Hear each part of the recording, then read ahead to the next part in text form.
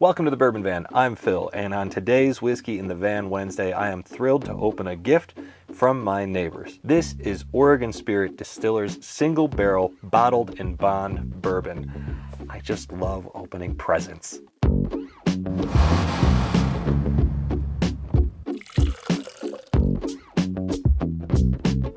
I am thrilled today to finally be reviewing a proper hometown whiskey. Oregon Spirit Distillers is based right here in Bend, Oregon, and they're a grain-to-glass distillery. They actually select their own locally sourced grains, they distill the product themselves, they bottle the product themselves, they label the product themselves. This is a true craft distillery. I try to review whiskeys that are readily available for everyone. Oregon Spirit Distillers products might be a little hard to find outside of Oregon, but if you have access to a Total Wine here in the United States, you can still buy their product. A quick note about how this bottle came to be in our possession. Julie and I went for a hike on Thanksgiving Day on a local trail. When we returned, our neighbors had left this in front of our door with this note: Happy Thanksgiving from your neighbors. And I plan to return this note to them. Haven't figured out how we'll make it up to them yet, but we'll think of something. So thanks again to our neighbors. Now let's get into the packaging and talk about this particular product. This is a bottled in bond product. We've explained what that means before, but it doesn't hurt to mention it again. Bottled in bond spirits must be the product of a single distillation season by a single distiller at a single distillery. Additionally, barrels must be aged for at least 4 years in bonded warehouses under government supervision. Finally, bottled in bond spirits must be bottled at exactly 100 proof. The interesting thing about Oregon Spirit's Distillers bottled in bond bourbon is that it's also a single barrel product. I don't know that I've ever seen a single barrel bottled in bond product before. The quality and price of bottled in bond products varies greatly, from Evan Williams White Label, which sells for $15 or $16, all the way up to something like Taylor Rye that sells for about $70. There's just a huge span of bottled in bond products out there. This bottle here sells for $75, and while that seems steep for any 100 proof bourbon, consider that this is a single barrel product aged 4+ years by a craft distillery. Given everything that we know at this point about this distillery and this particular bottle, I'm going to give them the benefit of the doubt at that $75 price point. Now it's finally time for me to open this present. I'm not sure that the box is necessary. It probably doesn't help shelf appeal. I suppose the barrel number is printed on the box there, although I'm assuming it's going to be on the bottle as well. If I didn't already know what it was, I would probably walk right past this box at a liquor store. Bottles are just shinier and more eye-catching. Here we go. Let's see what this bottle looks like.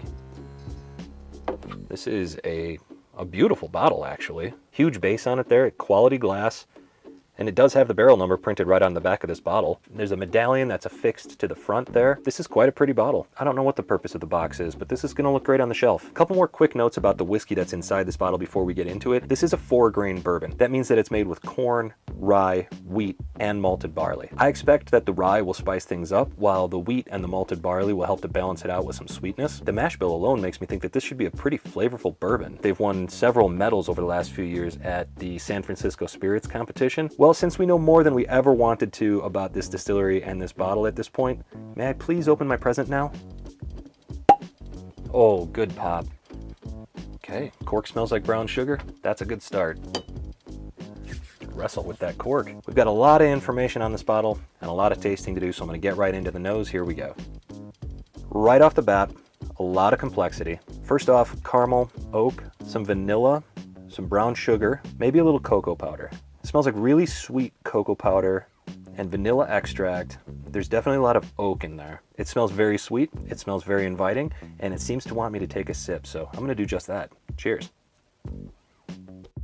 That's really interesting. There's a bit of a spice note up front, like black pepper, that sort of quickly gives way to some really soft cinnamon. I got a lot of caramel in the nose on this glass, but on the palate, it's coming across as more honey. The oak took a little bit of a back seat on that first sip, but it's definitely there. I'm gonna go for a second sip. Let's see what else we find. Now that I'm spending a little more time with this glass, I'm noting molasses, super sweet, really dark but spicy molasses aroma and flavor.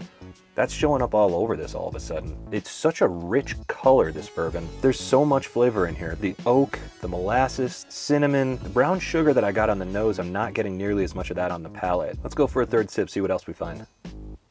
So strangely about this bourbon, there's a bit of heat on the back end that I think might be more related to the rye spice, but on the finish, even though the finish is long lasting, That rye spice gets tamped down quickly, and I wonder if that's a product of using wheat and malted barley in conjunction with the rye. So these 4 different grains in the mash bill are creating so much complexity that each time I raise the glass to my nose or take a sip or sit with the finish for a while, I'm getting more interesting notes, more interesting flavors. This is the type of bourbon that the longer you let it sit and the more time you spend with it, you're going to notice more and more on the nose, on the palate, on the finish. It's a really interesting, really complex bourbon. My first impression is that it has a lot to offer, and it's one I'm looking forward to spending some extra time with. I'm going to take one more sip, see if I find anything else on the finish here. It's really an interesting product. The way that the finish switches from spicy to sweet so quickly, it might lead you to believe that the finish is short, and I don't believe that's the case at all. This bourbon just seems to be constantly shifting gears and creating a super unique experience. I'm really enjoying this glass. So obviously with the $75 price point, we have to talk value. Can you get really good bourbon for under $75? Oh, absolutely. Look no further than my Bell Mead Reserve review from 1 week ago. But is there another single barrel craft bourbon that's been aged at least 4 years at that $75 price point? Maybe you can find something like that where you're at, but locally for me, there's nothing that compares to this. There's just not a ton of competition if you're looking for a semi-rare craft product that looks great on the shelf and stands out in the glass. So ultimately, do I recommend this product? I think I do. I'll say this for this bottle, it's unique enough and satisfying enough. However, keep in mind that this is a single barrel product. From batch to batch, it's going to taste different. I looked up reviews of this bottle online. You could tell that some people liked certain batches, some people disliked certain batches, and some people were upset because what they were told this would taste like is not what it actually tasted like. I think anytime you're taking a chance on a single barrel product, be it Henry McKenna to Blanton's, there's no guarantees on the experience that you're going to get once you open that single barrel product. All that said, I like this bottle a lot, and I think it's worth the price tag for a craft distilled single barrel bottled and bond 4 years aged product. That is a unique thing to have on your shelf. So to that end, do I recommend that you support your own local distillery? Usually yes, if you agree with their philosophy and if you trust their work, then at the very least you should give their products a shot. And if their products don't live up to your standards, then of course you've got your own decisions to make. Now, Oregon Spirit Distillery, based on what I know about the distillery, about their people, about their product, I'm supporting them. So I'm curious now, have you had this product? Have you had other products from Oregon Spirits Distilling? What did you think? Tell us what you think in the comments, and if you have a favorite craft distillery near you, give them a shout out too. We love to support local and small businesses however we can, so tell us all about your favorite in the comments. Thanks for joining me for this review. I hope it helps you to make a decision the next time you're shopping for a whiskey. If you enjoyed this review, hit that like button, hit that subscribe button, and hit that bell so you never miss a video from us. I suppose it's time for me to get to know my local distillery a little bit better, and I'm going to start with this glass right here. So from wherever we are to wherever you are, cheers.